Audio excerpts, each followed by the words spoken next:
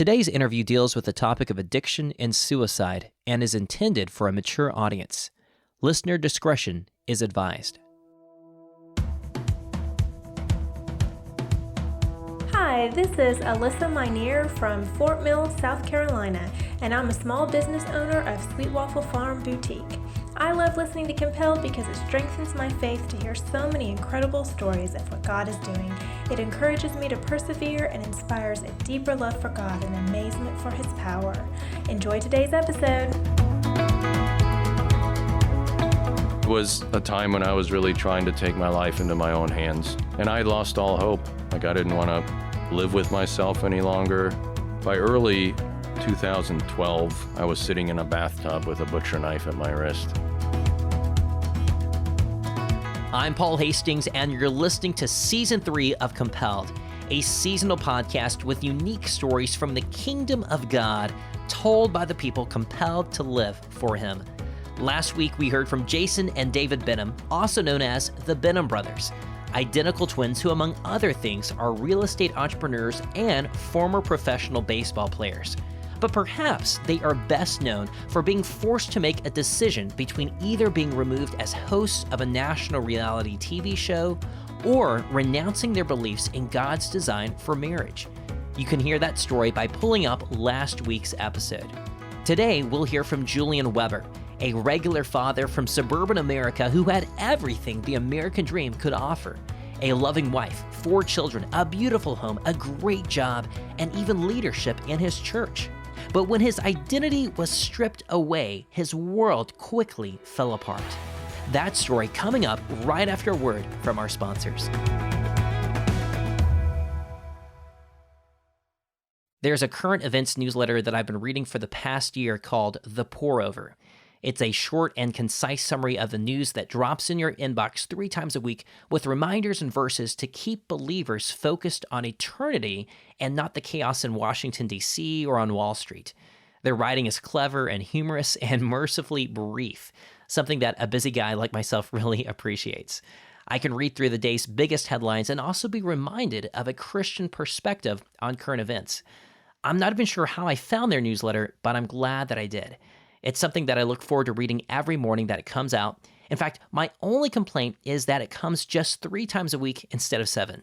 Oh, and did I mention that it's free? Yeah, that's right. No cost, no strings attached. It's just free. So head on over to thepourover.org/compelled and sign up for their free newsletter. Again, that's thepourover.org/compelled. My friend Chris Stern has a great Christian podcast that I subscribe to called Truce. Truce is an award-winning podcast that presses pause on the culture wars and looks inside the Christian church, diving deep into our history to explore how we got here and maybe ways that we can do better. You want to know how God got added into the Pledge of Allegiance, or the origins of the National Prayer Breakfast, or how about pyramid schemes that target Christians?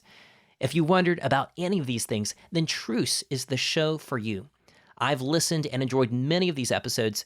They are thought-provoking and well-researched and really challenge a lot of underlying assumptions.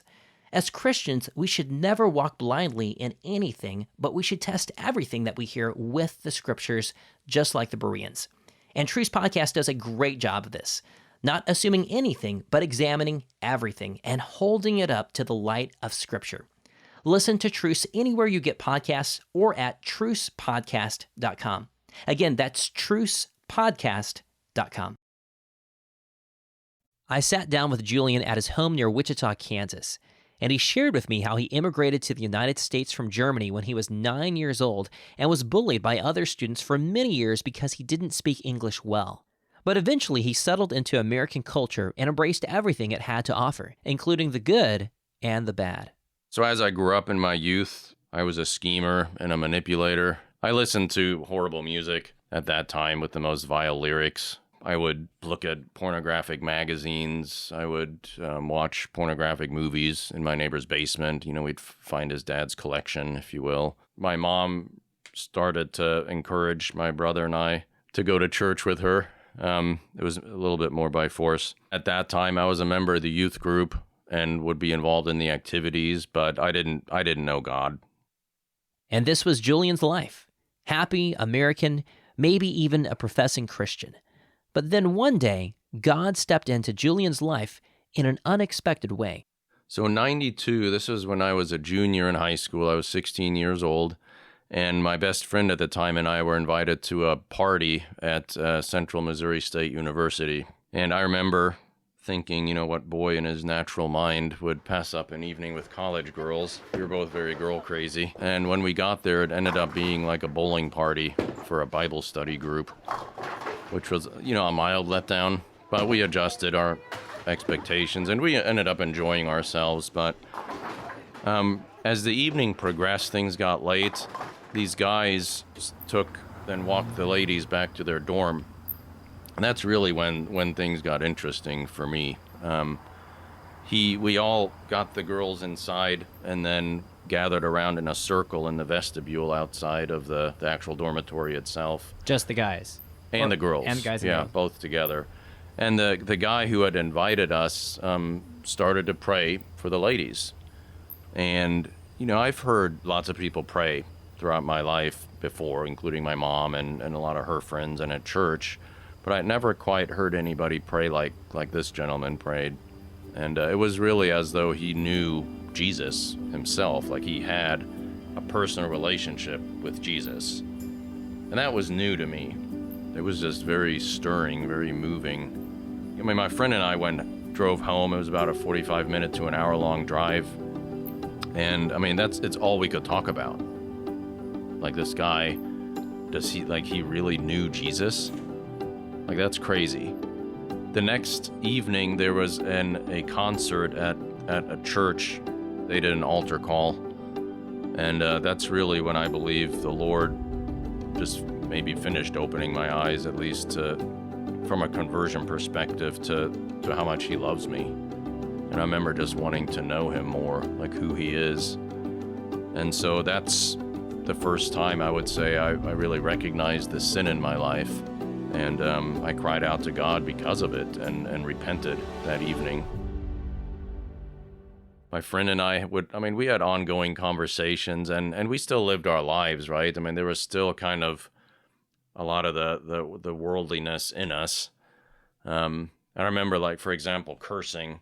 For my friend, he stopped almost immediately. For me, it took a while. It took months before I got my vocabulary cleaned up, kind of as I grew. But we also had this really horrible garage band. But I remember that weekend we converted it to a Christian band, just because we had no clue at some level, right? But we were so excited and so pumped about, wow, there's a God and he loves us and Jesus. And we both started reading our Bibles. Yeah. And so we stopped writing songs that were just profane and vile and disgusting and started writing lyrics about what we were learning through the Bible. And I remember, our church, they would teach, the Roman road to salvation and so forth. And so I wrote a song about the Roman road. And we were still horrible, but yeah. But it was just neat on the inside, just the change that was starting to take place. Julian became so excited about his newfound faith that he enrolled in Bible school for a year before attending college. Eventually, he met his wife, Kelly, and they settled down in the Wichita, Kansas area.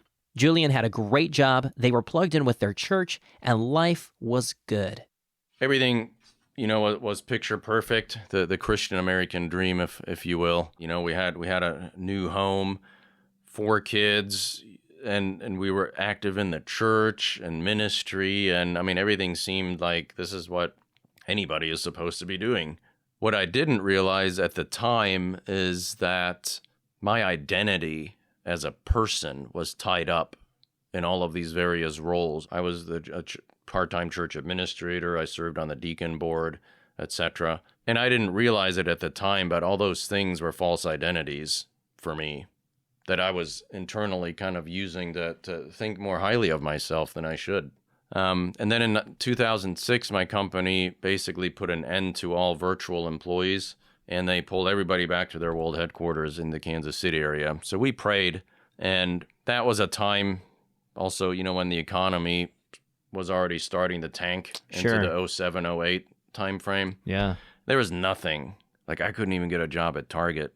And so we ended up moving back to Kansas City later, the summer that following year. And once we were there, we worked really, really, really hard to recreate that same life. And without realizing it, we started rejecting God's providence, His will, His circumstances for our lives. And we were creating coping mechanisms. We bought this gorgeous 2-story colonial house. That following year, we bought a brand new suburban. And both of us were just dealing with this change incorrectly. So I was reading my Bible consistently still. I was praying, but I was not rooted in sound doctrine. I was not focusing on the character of God, like I just said, on who He is. I wasn't reading His Word to find out more about who He is or just to get to know Him. So my identity wasn't in who Jesus was or what He did. It was in my various roles in life: husband, father, Sunday school teacher, deacon, etc., whatever. And then that whole strong persona that I tried to keep up. So God in His sovereignty slowly started to remove those roles from my life. But instead of setting my mind on Him, I tried to recreate those roles. Julian isn't saying that being a Sunday school teacher, a father, or a husband is a bad thing. Those are great things. But unfortunately, Julian had placed his identity in those good things instead of in the Creator who makes those things good in the first place. And as Julian was about to painfully discover, those identities would never stand the test of time apart from the one who makes them good. I started to experience some upper back pain on my right upper back. And I had been on sleeping medication for years before then, 3 or 4 years before then, and I wasn't abusing it. I was just using it to go to sleep at night. But then with this back pain, they did some scans, couldn't figure out what it is. And the doctor said, oh, it's probably stress related, whatever. So she gave me pain pills for a season. She's like, just take these and it'll probably go away. I remember the first time I took one of those narcotic pills. I had never felt that way before in my entire life. And I think, it hits different people differently. But in my mind, I remember starting to look forward when it was time for the next dose. It starts to taper down to where it just becomes status quo, and you tolerate it, and then you start taking these pills just to feel what is the new normal for you. But then you start looking for other doctors, and they start prescribing. Now there's overlap. So you're getting pills from 2 sets of doctors, and neither set of doctors knows about the existence of the other doctor. That's exactly right. So it starts with that, but in my head I'm justifying it. Like, oh, I just moved here and we're looking for a different doctor and blah, blah, blah. And then the next time you start running out, it's kind of like, oh, well, that doctor doesn't really understand what I'm going through, so I'm going to find another doctor. There was certain family members who started noticing weird patterns and erratic behavior, especially in me, and they started to become concerned, and they would say things either to me or to my wife. There was times where she probably tried to protect me, and then I would try to protect her in different ways or whatever, but just justifying it and at times lying about it. She started to get sick, and she was diagnosed with a bleeding disorder of unknown origin that was called idiopathic thrombocytopenic purpura, or ITP. The long and short of it is that the treatments for the ITP, which involved the platelet transfusion along with steroids, caused another condition called a vascular necrosis, or AVN. And the vascular necrosis is basically when the death of bone tissue. That's what the necrosis is. And I remember her telling me at night, she would often cry herself to sleep and share that it felt like a car driving back and forth over her legs just again and again and again. That's what she likened it to. And so we spent months visiting doctors, frequenting the emergency rooms to try to get her diagnosed. And by that time, you're kind of in a spiral, because I'm becoming more and more heavily addicted to the medications. She's now on pain medications. We're sharing pain medication. I was so far gone that I started altering prescriptions that she would get from the emergency room. But after about 5 weeks, she developed a blood clot, and that got into her lungs and caused a double pulmonary embolism, and that's ultimately what took her life. Julian was devastated by his wife's premature death, but instead of turning to God for help, he retreated from friends and family and worked harder to hide his addiction. I started to just wallow in self-pity. That's really when I started feeling like, man, I'm a victim of my circumstances. I thought the legal system was out to get me because I started getting in trouble with the law from forging prescriptions, and doctors started catching on. Pharmacies would call the hospital to say, hey, did you really prescribe this guy this many pills? Or was it just this many? And I mean, I would go to the pharmacy and the police would be waiting for me and kind of interrogate me in the back room of these pharmacies. But I thought my situation was unique. And that's one of the things I felt like nobody really understood what I was going through. And so I also, in that sense, didn't necessarily feel like I could talk to anybody except like I talked to a lot of secular counselors. Like I went to counseling quite a bit. They listened to my one-sided story and would say things like, you just need to believe in yourself and your energy is limitless and, you could be whatever you want. And they told me to just do what made me happy. So after all, happiness was mine to take. What were my dreams, my passions? What was my heart telling me? If I could just live in the moment and embrace the possibilities, blah, blah, blah, walk my own path, everything will work out. That's the kind of advice I got, be strong in yourself. So I would take on this persona, so now I'm creating this new false identity of a strong fighter because I felt like the world was against me and people were falsely accusing me and the legal system was out to get me as if they had no reason to be suspicious. They had every reason. But I really believed I could stop at any time, but I needed these things to get me through the day so that I can help the kids and do the things that I need to do. And it was ridiculous. I felt like I was this strong individual. And I think a lot of those medications, they give you that false assurity, if you will. But I mean, I was delusional and I was foolish. And at the heart level, I was just reluctant to surrender to God. I mean, that's what it boiled down to. I was still resisting every bit of my circumstances.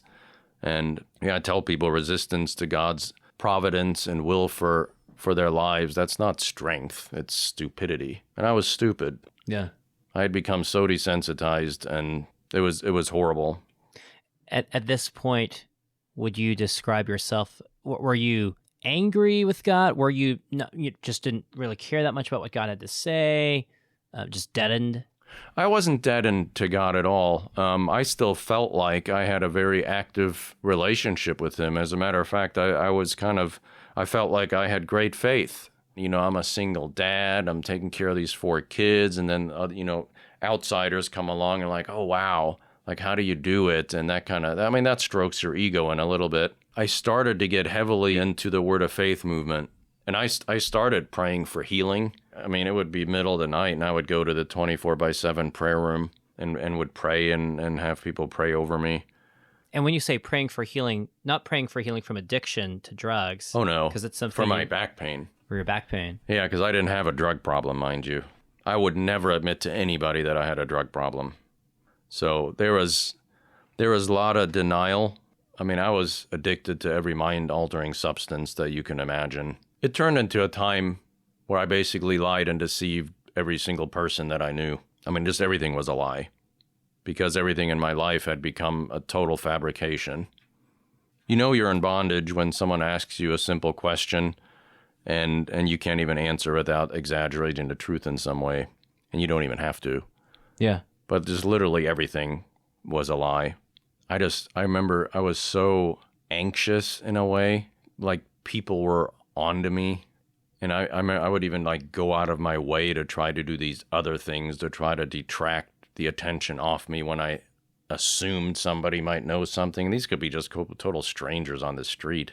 But you live just in this constant state of fear, which is weird, right? Because you have this strong persona on, but then there's this other side where you're afraid to death. Julian's fear and paranoia of being caught affected everything. It had only been a few months since his wife had died, but his entire life had spiraled out of control. He could no longer keep a job, and soon he wouldn't be able to keep a family either. So I ended up signing the 4 kids up. We had been homeschooling. I signed them up for a local Christian school. And so I took them to buy shoes for the fall. 24/7, I'm on something, oftentimes multiple somethings. And I remember driving them to the shoe store in my Hummer H2, which was pretty battered because of all the accidents I've had in it. And I remember driving to the store, and I parked there, and even one of my rearview mirrors was dangling because of something else I'd run into. Whenever, I don't even know when all I ran into what. But I remember being in that shoe store, and I dozed off, and the shoe store clerk ended up calling the police, thinking she thought I was drunk, I think. And because I was with these little kids. And so when we left, the police was in the parking lot, and they met us there. And, I'm giving them all these reasons and excuses and whatnot, and they're just like, I remember them doing the line test, stand on one foot. And I'm just like staggering all over the place and telling them, I could never do this even in gym class. So how can you ask me to do this now? And there's a really defining moment there because they asked me, do you have anyone close by who could come and get these kids? And I did.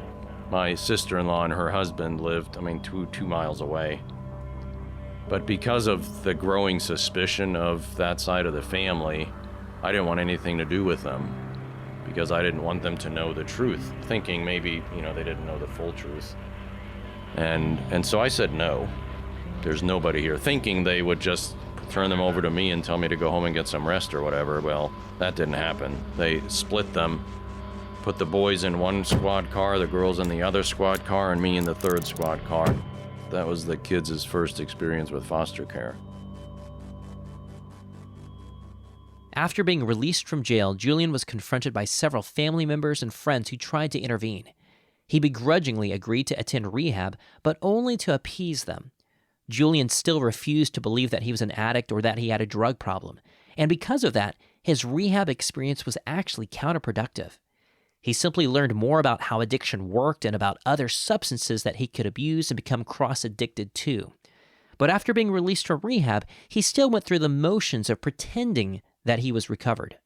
After I got out of that rehab, I did stay clean for maybe 2 months-ish, something like that. But then just gradually got back into the, you justify yourself again and back pain kicks up or whatever. Anything you can handle it if you only do this much. Well, it never stays only this much, ever. Yeah. And so I became cross-addicted. I started using anything I could get my hands on, whether it was tranquilizers, hypnotics, muscle relaxers. I also, somewhere around that time, became very heavily addicted to pornography. And then 2011, just consisted of increased drug and alcohol use. And 2011, my memory is very questionable, to say the least. I had dozens of relationships with pharmacies, with doctors. I remember I kept like an Excel spreadsheet of when this was due for refill and that was due for refill. When the doctors started to catch on, I started ordering prescriptions illegally online, and I would get them from overseas and from Mexico. And I was in and out of drug treatment programs, various ones. I was in and out of mental health wards of hospitals and psychiatric hospitals, getting into more and more trouble with the law. And that's when finally, my kids, the 4 kiddos, were legally removed from my care. I don't know how much I came to the realization that my whole life had become a lie at that point, but I do remember feeling very ashamed.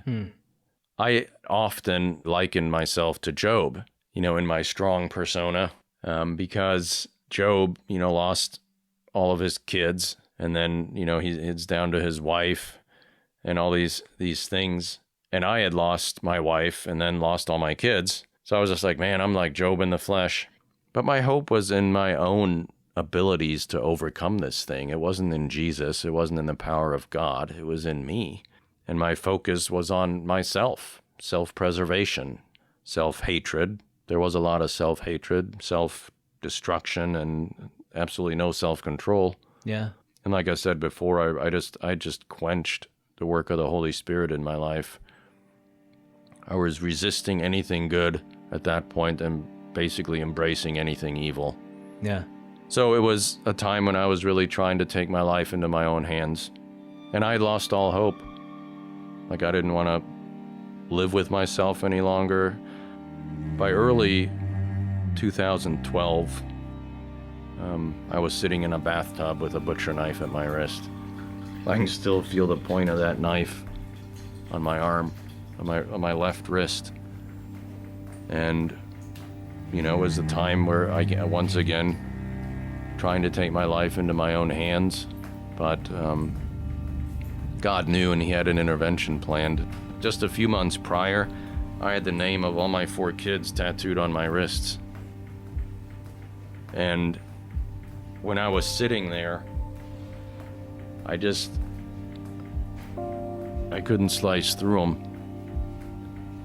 Like, even though I thought the kids would be better off without me, I couldn't slice through it.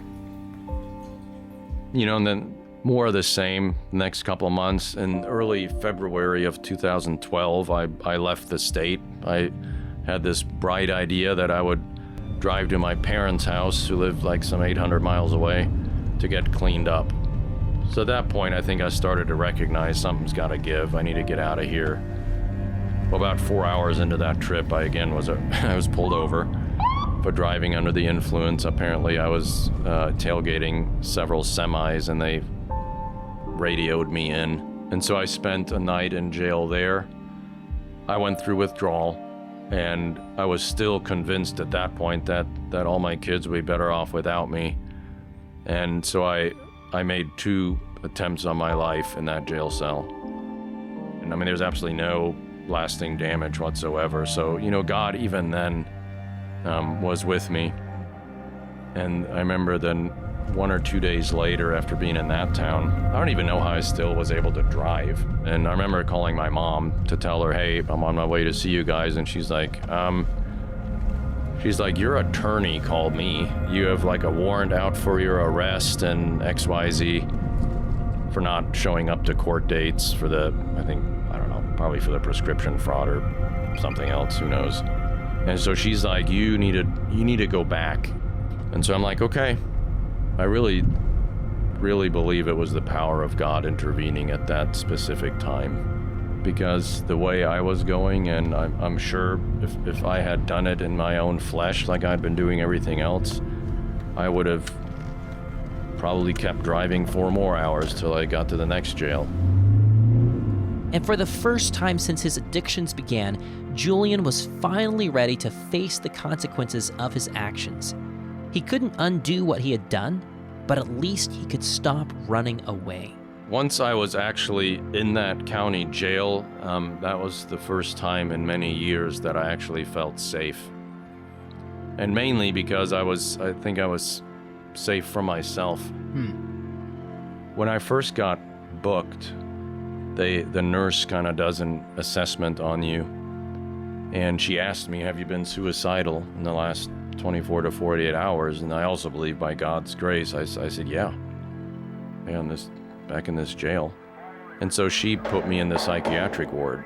They strip you of all your clothes, and they wrap you in what I would liken to like one of those U-Haul blankets, the moving blankets with a Velcro. And that's to keep you safe, because they don't want you to have anything on you with which you could harm yourself, hang yourself, gag yourself, whatever. So they put me in a padded cell, and I remember the prison guard asked me, he's like, do you want anything to read? Because you're probably going to be in here for a while. Sure, give me something. Turns out he was a believer. So he hands me a Bible, and I open it up to the book of Job. Just happenstance, right? And I start reading. And, you know, early on, when the Lord allows all these things to happen to Job, what is Job's response? The Lord has taken away, blessed be the name of the Lord. Now, what was Julian's response in that same circumstance? Pour me another drink. And I remember Job tore his clothes. And so I kind of picture him halfway or mostly naked or whatever, and he gets down and he throws the ashes on and he's just before the Lord. And so here I am, mostly naked in this blanket of sorts. And I remember the Lord opened my eyes that night. And I mean, just to the pride and the arrogance in which I had lived. And I fell down on my knees and I'm like, okay, God, I'm done. Such peace came over me. Like all the anxiety and the worry and this and that. I mean, it just like, it went away like that. The withdrawal symptoms dissipated. That's supernatural. And I just started pouring into his word. And one of the side effects of when you've been on sleeping medication for so long, not to mention abusing hypnotic type medications for so long and in such great quantities, is you have insomnia. And so I was up for days straight. But like there was this peace and I was just pouring through the word. This prison guard worked nights. We would sit, like everybody else would be asleep, and he and I would sit at the table just pouring into the word.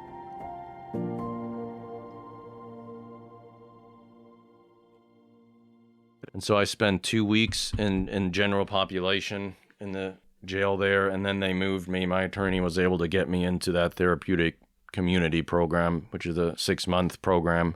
That program had a lot of intense classes. You do everything together. You get up at the same time early in the morning.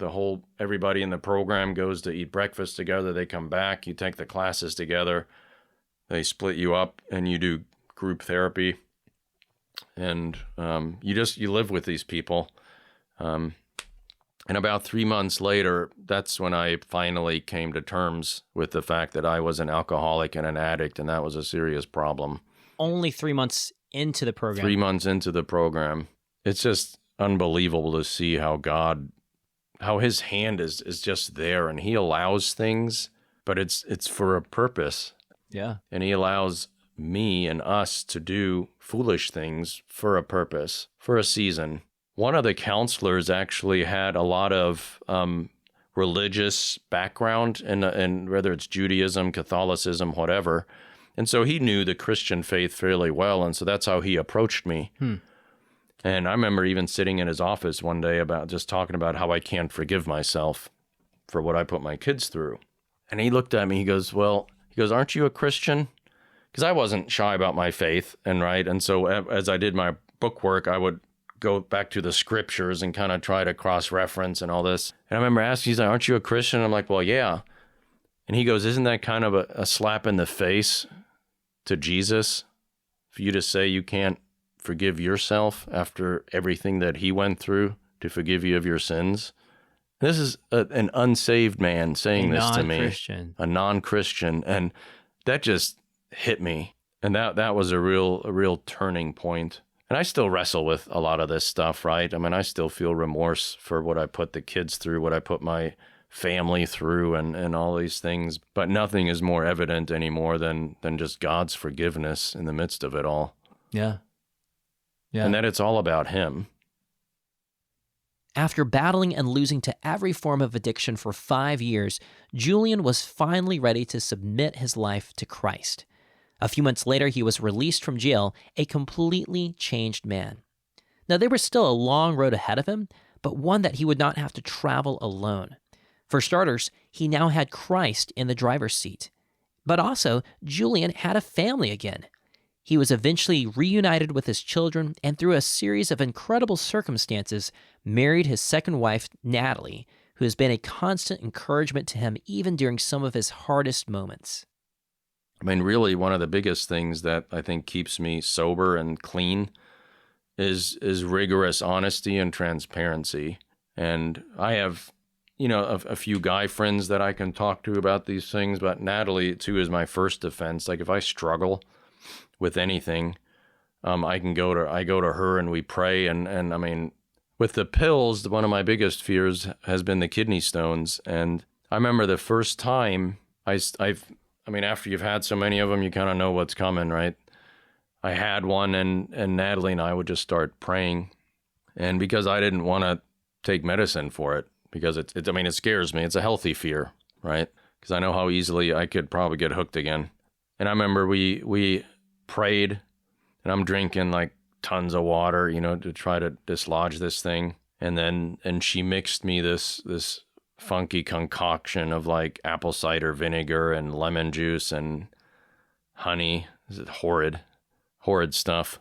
And I'm chugging this, and we're praying, and then I'm like, man, I think I need to go in. Like, it's too painful, because it puts you in fetal position. I mean, you can't function properly. Like, you can't even drive. Man, we get to the ER parking lot, and we're still praying the Lord's will be done. We're like, Lord, we trust you with this. And all of a sudden, the pain, it subsides. And there have been at least 2 times since then where we would just pray. And I never had to take anything other than maybe like an ibuprofen or something, which for kidney stones is lame. But the Lord, he's given me strength, and he's moved in a way through those circumstances. And I've also had 2 relatively major surgeries since I've been out of jail.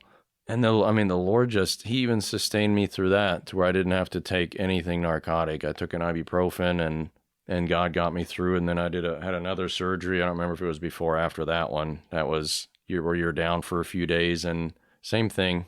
Wow. So the Lord's been really gracious to me with respect to those types of medications, and just empowering, I guess, me to resist them even when they're offered. Last Wednesday, Julian celebrated his 9th anniversary of being free from his addictions to drugs and alcohol. Today, he shares his experiences with other men fighting the same battles that he once did. As we wrapped up our conversation, Julian reflected on the undeserved grace that God has shown to him and the lessons that he's learned. I have so far to go, and even as we Christians, we'll continue to struggle with sin, and we may even fall into grievous sin for a time like I did. But God uses it to correct us. He uses it to teach us reverence for him. And I have a greater reverence for him than I've ever had before in my life. Yeah. And, I can testify personally that his discipline, it can be terribly painful.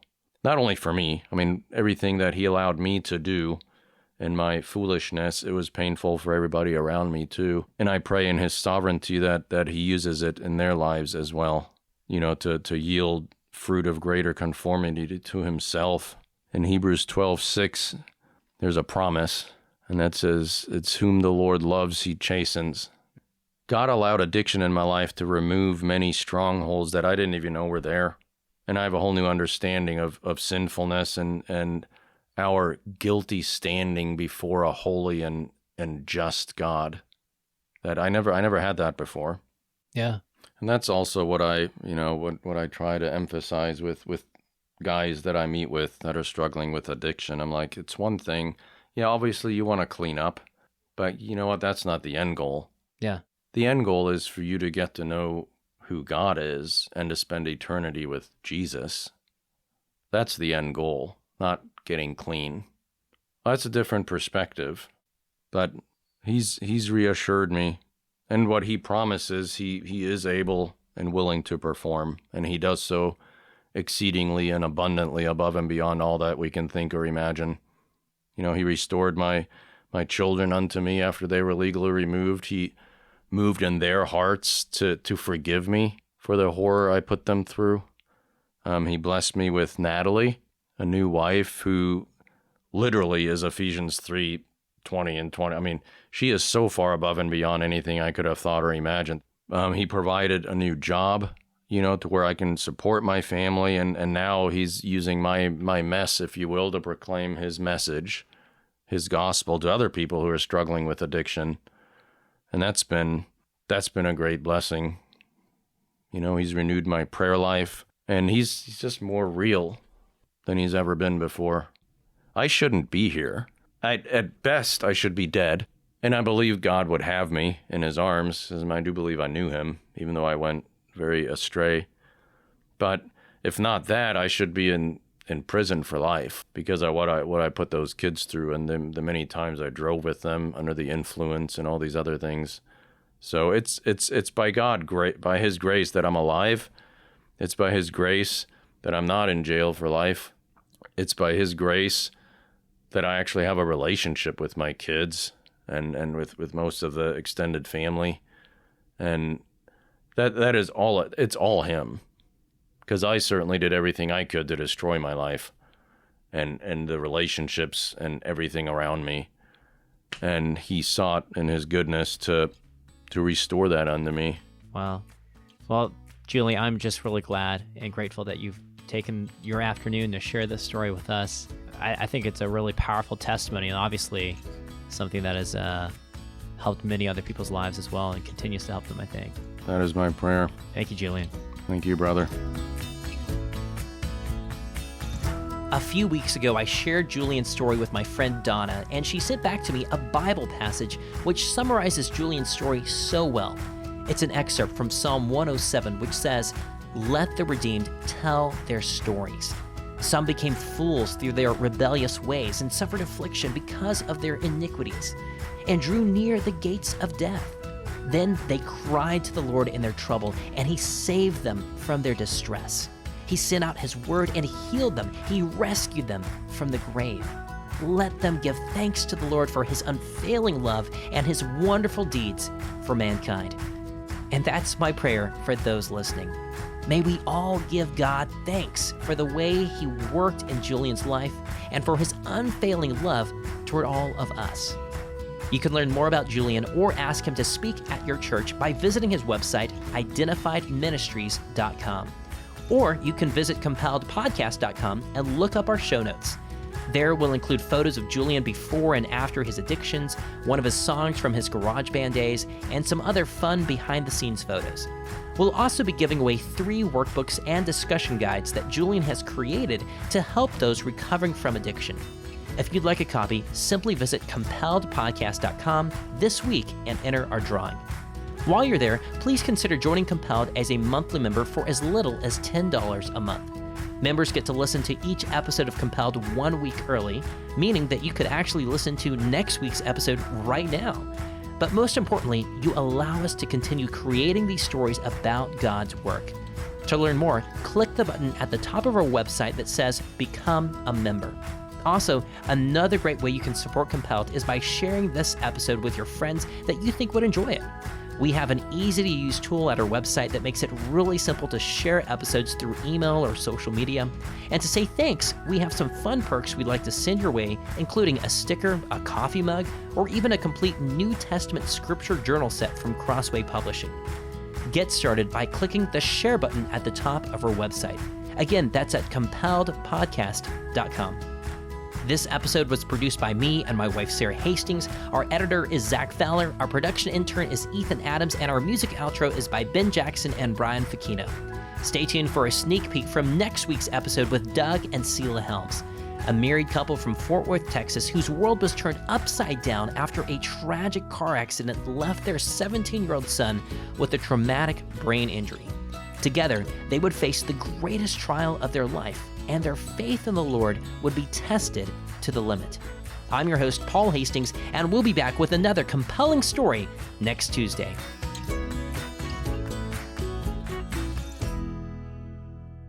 The car was so mangled that they couldn't get close to him. The car was basically horseshoe-shaped. Yeah. And the sheriff who showed up at the accident said that he had declared a fatality.